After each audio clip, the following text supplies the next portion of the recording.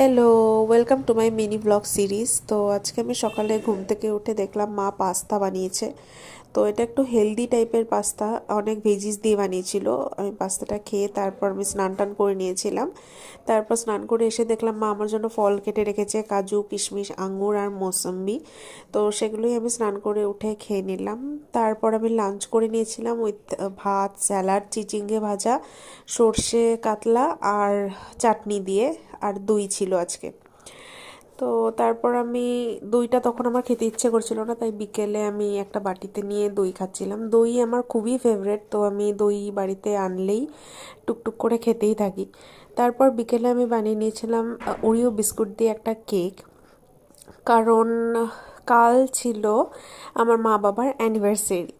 তো বাবার যেহেতু সুগার আছে, বাবা সব কিছু সুগার ফ্রি খায়, এটাও খানিকটা সুগার ফ্রি করেছিলাম। তারপর আমি রাতে ডিনার করে নিয়েছিলাম উইথ খিচুড়ি প্রসাদ দিয়ে। That's it for today, by.